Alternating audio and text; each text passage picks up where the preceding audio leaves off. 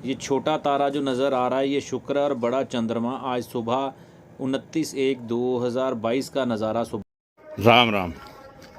सूरज देव की गवाही मेरे पीछे आप लालिमा देख रहे होंगे कि भगवान सूर्य नारायण उदित होने वाले हैं। तो उनकी हाजिरी में उनको प्रणाम करते हुए आपके साथ कुछ ऐसी बात साझा करूं जिससे आपको लाभ। तो मैं बात कर रहा हूं कि हमें सबसे ज़्यादा ख्याल हमारे दांतों का रखना है। दांत जो कि आम साधारण भाषा में लाल किताबी सभी जानते हैं कि बुध ग्रह के अधीन आते हैं, और जिनको दांतों की खराबी आ जाती है तो ऑब्वियस सी बात है आपका व्यापार, आपकी बहन, बेटी, बुआ, बौद्धिक क्षमता ये भी प्रभावित होती है। एक हमारी बाहरी दुनिया में ग्रह हमें प्रभावित करते हैं और एक हमारी भीतरी दुनिया शरीर के अंदर भी हमें ग्रह प्रभावित करते हैं। तो शरीर की जो अंदरूनी दुनिया है उसके बारे में मैं आपको बताने जा रहा हूँ। जो हमारे शरीर का अंग है, हमारे दांत, उनको अगर खराबी आने लग जाए, उसमें कीड़ा लग जाए या दांत खराब हो जाए तो समझ लीजिए कि आपका बुध ग्रह खराब हो रहा है। तो समय रहते ही संभलना है। तो आपको जैसा कि ये मैं अब बताने जा रहा हूँ कि करना क्या है, तो ये देखिए।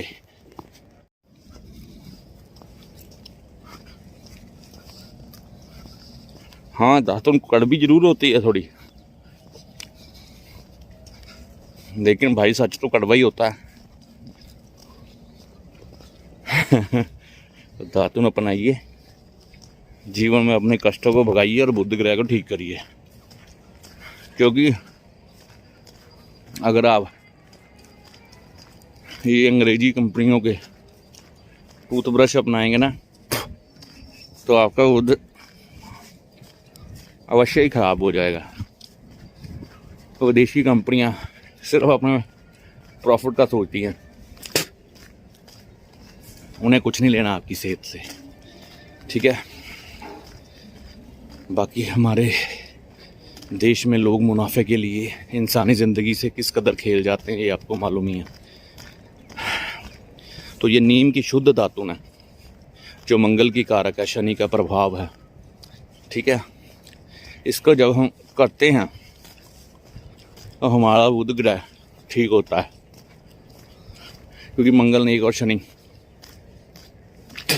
ये दोनों मिलके उच्च का राहु प्रदान करते हैं। जो दांत होते हैं ना, कहने को बुध है पर है इसमें राहु का प्रभाव,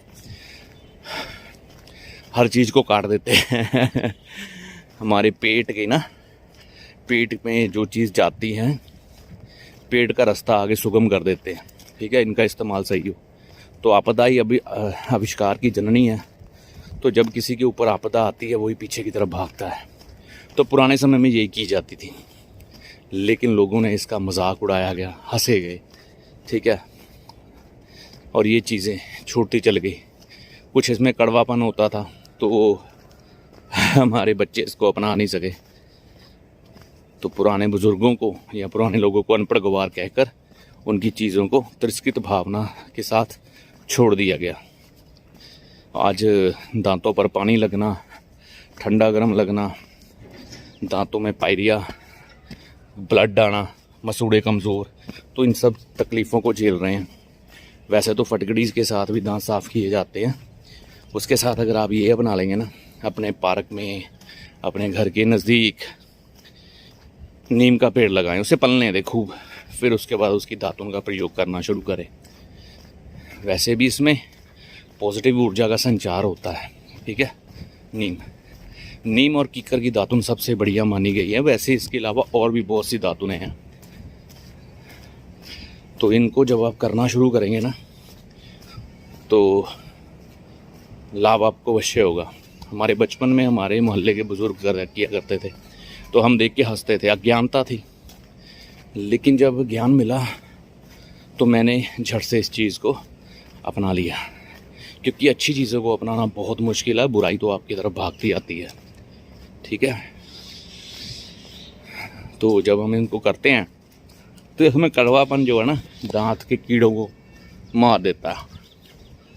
आपने सुना होगा या आपके अक्सर घर में ये बातें चलती होगी कि जब भी गर्म कपड़े हमने ट्रंक में समेट के रखने हैं तो उसमें नीम के पत्ते डाल दिए जाते हैं।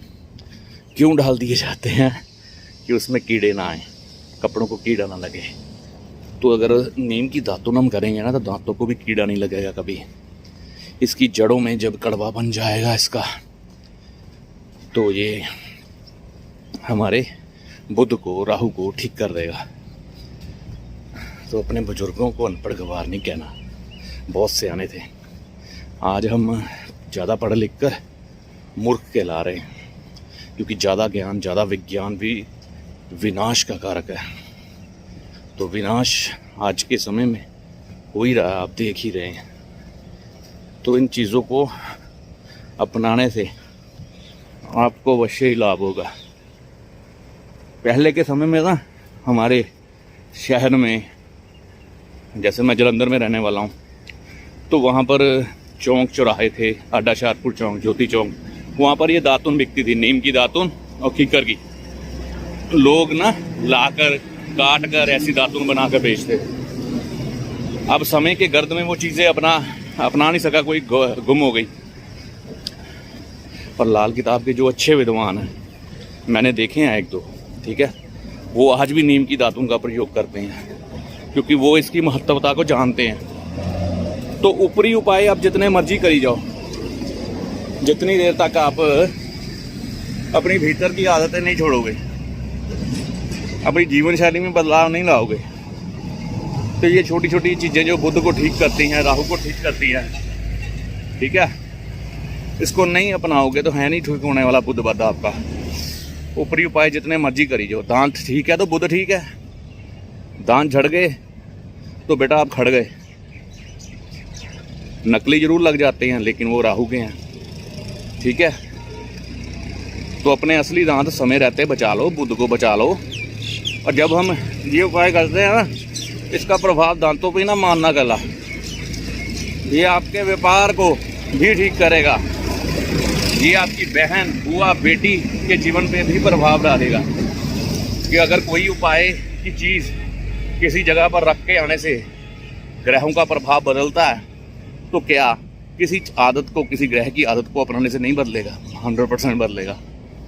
तो कीकर की दातुन और नीम की दातुन की आदत अपनाइए। घर के पास पार्क है, कोई खुली जगह है या घर में है, तो वहाँ पर नीम का पेड़ पहले लगाइए, उसको पलने दीजिए, ठीक है, फिर दातुन शुरू। और खुद ही नहीं, घर के सभी लोगों को अपनाइए। जो हंसते हैं उसको हंसने दो। अज्ञानता की कोई सीमा नहीं है। तो अगर आपको मेरी बात समझ आई तो इसे अपनाकर अवश्य लाभ उठाएं। अपने परिवार के लोगों को भी इस चीज़ का ज्ञान दें और हमारे बुजुर्गों को, ऋषि मुनियों को प्रणाम करें, जिन्होंने हमारे लिए इतनी अच्छी अच्छी चीज़ें छोड़ी हैं कि जिसके हम लाभ उठा रहे हैं। तो इसी के साथ मैं आपको ये वीडियो के साथ छोड़े जा रहा हूँ और ऐसी आशा करूँगा ये चीज़ें आपके जीवन में अवश्य ही अच्छे बदलाव लाएंगी। तो राम जी आपकी भली करें, गुरु की कृपा आप पर बनी रहे। जय माता।